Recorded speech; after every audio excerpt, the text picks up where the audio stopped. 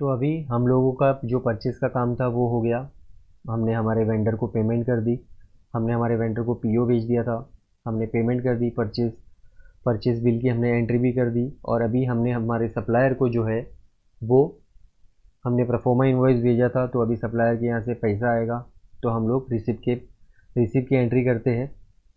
तो जो सप्लायर था हमारा उसका नाम था क्रिस्टल एंटरप्राइज। तो हम लोग रिसिप्ट की एंट्री करते हैं यहाँ पर F6 रिसिप्ट का जो है वो शॉर्टकट होता है।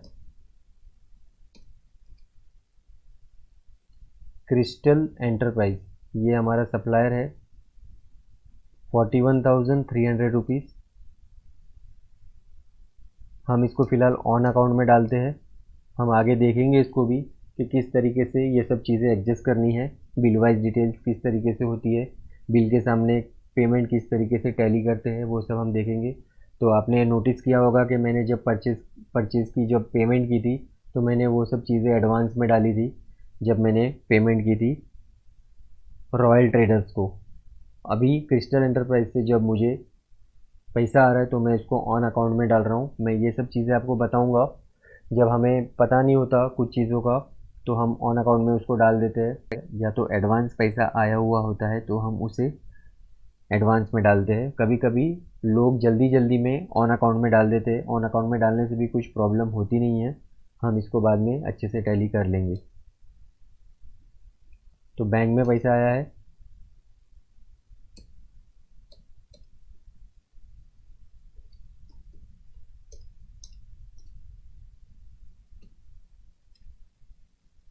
तो रिसिप्ट की एंट्री कर ली। रिसिप्ट का जो शॉर्टकट था वो F6 था।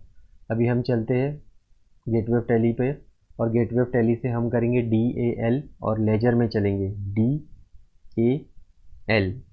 यहाँ पर हम चलेंगे क्रिस्टल एंटरप्राइज के लेजर में।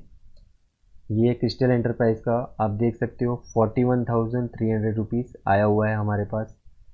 क्रेडिट बैलेंस दिख रहा है। डेटर्स का क्रेडिट बैलेंस दिखना इसका मतलब हमारा बिल बनाना बाकी है। कभी भी डेटर्स का क्रेडिट बैलेंस अगर दिखता है आपको, इसका मतलब यही है कि हमारा बिल बनाना बाकी है। अगर डेटर्स का डेबिट बैलेंस दिखता है तो डेटर्स से हमें पैसे लेने बाकी है। मैं आपको इसको डेटर लिस्ट में भी जाके दिखा देता हूँ। तो जब हम गेटवे ऑफ टैली पे होते हैं तो यहाँ से हमको आना है बैलेंस शीट पे। बैलेंस शीट पे जाने के बाद हमको चलना है करंट असेट्स में। करंट असेट्स में सन्डी डेटर्स में चलना है।